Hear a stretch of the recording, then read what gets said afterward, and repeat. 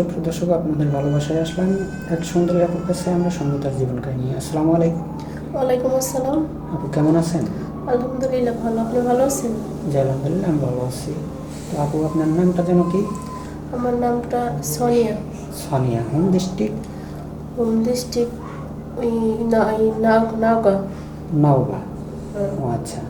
তো আপনার পরিবারে কে কে আছে? আমার পরিবারের মা আছে শুধু। মা আছে না? তাহলে আপনাদের পরিবারটা কীভাবে চলে? আপনার বাবা নেই?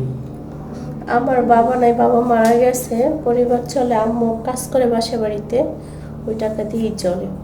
ও আচ্ছা। তো আপনি কিছু করেন না? না, আমি কিছু করি না।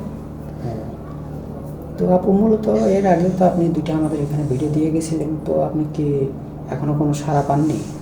না, সারা পাইনি এখনো।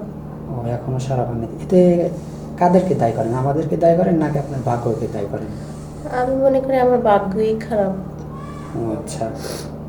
এইরকম মন মানসিকতা কেন করছেন যে আপনার ভাগ্য খারাপ? ভাগ্য অবশ্যই হয়তো বা আপনার জন্য যে ছেলেটা আপনার কপালে আছে সে এখনো আমাদের এখানে নখ দেয় নাই, বিদায় আপনি এখনো সাড়া পান নাই। তো আশা করি আপনি যে সুন্দর চেহারা, আপনি অবশ্যই একটা না একটা ভালো ছেলে পাবেন। তো আপনি কেমন বয়সী লাইফ পার্টনার চাচ্ছেন? এই 30-35 এরকম হলেই হবে। যদি তার বেশি হয় এরকম হলে কি চলবে? কিন্তু হলেও মানুষটা হবে, ভালো কিন্তু হবে। মানুষ ভালো হতে হবে, মন ভালো থাকতে হবে। ও আচ্ছা, মানে মন ভালো থাকলে বা মানুষ ভালো থাকলে আপনি তার পাশে সারা জীবন থাকবেন নাকি? জি। তো যদি আপনার বয়সটা একটু বলতেন। আমার বয়স 21। ওই 21 বছর। আবার যদি কোনো 40 বছরের কোনো ভাই আপনাকে বিয়ে করতে চায়, তো আপনি তো আবার পরকে করে অন্য ছেলের হাত ধরে চলে যাবেন না? না না, যদি আমার হাজবেন্ড ভালো রাখে তাহলে অন্য ছেলের হাত ধরে চলে যাব কেন?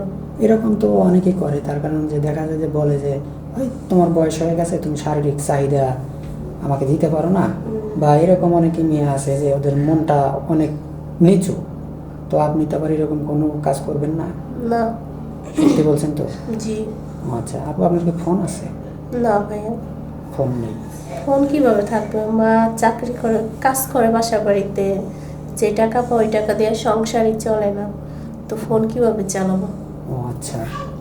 তো আমাদের নাম্বার দেওয়া থাকবে, মানে চ্যানেল কর্তৃপক্ষের নাম্বার দেওয়া থাকবে। তো আপু, আপনি লেখাপড়া কতটুকু করছেন? লেখাপড়া 8 পর্যন্ত করছি। 8 পর্যন্ত লেখাপড়া করছেন। নামাজ কালাম কি পড়েন? হ্যাঁ, অবশ্যই। ও আচ্ছা আপু, আপনি উচ্চতা কতটুকু? 5 ফুট 2 ইঞ্চি। 5 ফিট 2 ইঞ্চি। ও মাশাল্লাহ। যেমন মেয়েটা দেখতেও অনেক সুন্দর, বা যতটুকু হাইট আছে মাশাল্লাহ অনেক সুন্দর একটা হাইট আছে। মেয়ে মানুষ 5 ফিট 2 ইঞ্চি, বা শরীর স্বাস্থ্য মোটামুটি মাশাল্লাহ অনেক সুন্দর। তো কি বলবো, বলার মতো কোনো কিছু নাই। তো আমাদের নাম্বার দেওয়া থাকবে। কারো জীবন কাহিনী 2-4-5 মিনিটে শেষ করা যায় না।